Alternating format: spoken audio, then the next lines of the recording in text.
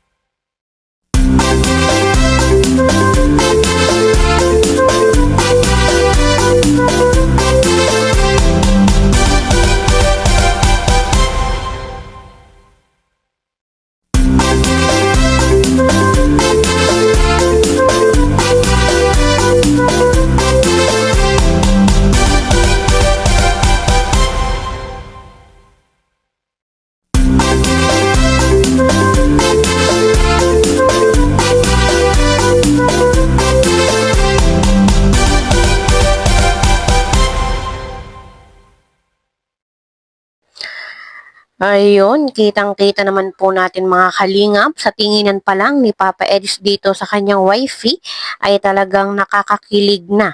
Practice pa lang po ito mga kalingap, wala pa po dun sa mismong pasabog, wala pa po sa mismong big day na mangyayari mismo sa birthday ni Viancy. At natapos na nga po yung unang practice nila para sa kotilyon. At alam na alam naman po natin mga kalingap, ito pong debut ni Bibi Viancy ay talagang isa sa pinakamalaking event na mangyayari din dito po sa Kalingap. Alam naman po natin si Viancy ay isa sa mga napakaraming sponsor na nagmamahal. Kaya po sigurado po tayo na yung kanyang debut ay talagang pasabog po yung mga mangyayari. Talagang mahal na mahal po si Viancy at sinuwerte po talaga sa mga sponsor dahil po yung mga mangyayari sa birthday po mismo ni Viancy ay talagang sagot po ng ating mga mahal na sponsor. Kaya ito pong debut ni Viancy ay talagang isa sa pinaka-inaabang-abangan po ng lahat. At iba po sa ating mga viewers at supporters ay gustong pumunta pa po mismo doon sa kanyang mismong birthday. At marami na nga po ang excited at syempre po yung mga gustong masaksihan mismo yung debut ni Viancy. Yung kanyang magiging ayos, kung ano po yung mga gown na susuotin niya at higit sa lahat, yun pong sorpresa, yun pong pasabog na gagawin ni Papa Eds. At sa kabilang dako nga po mga kalingap ay marami pong nagtatanong saan ba gaganapin yung mismong debut ng ating Bibi Viancy, saan po ba yung venue?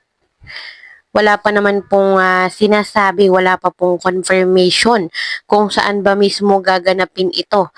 Pero ang alam ko nga po ay pinagdidesisyonan na nila, pinag-uusapan kung saan ito gaganapin.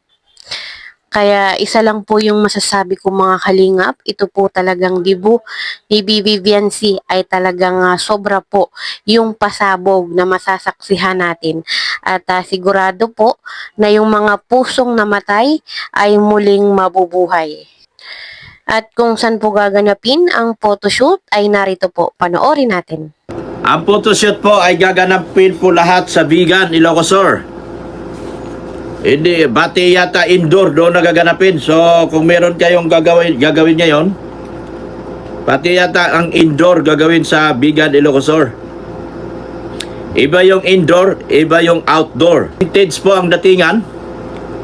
Vintage po ang datingan. Tuloy na po. Tuloy na po ang Vigan at nag-coordinate na po kay Viancy kung anong oras, anong araw ang kanilang hindi po natin muna masabi yung 23 hanggang 26 ha. Kailangan ko pa ng coordination kay Viancy kung kailan yung ni Viancy, bakasyon nila.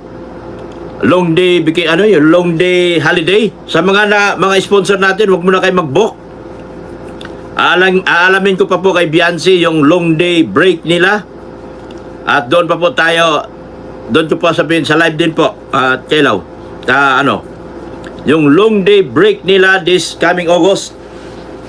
Dahil meron long day holiday break sila.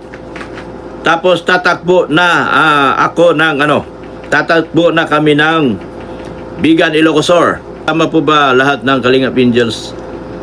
Hindi ko po alam.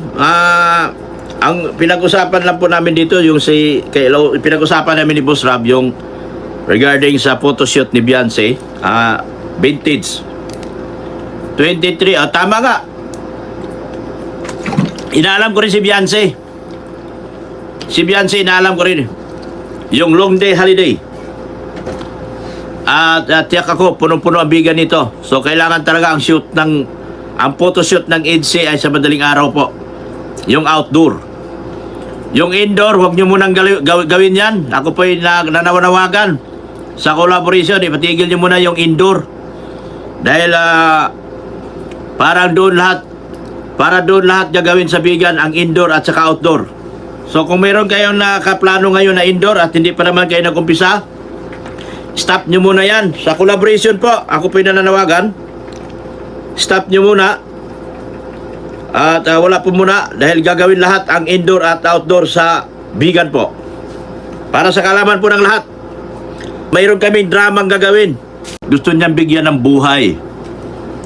Gusto niya bigyan ng buhay, ganda, at magiging presentable ang birthday celebration, 18th birthday celebration ni Viancy.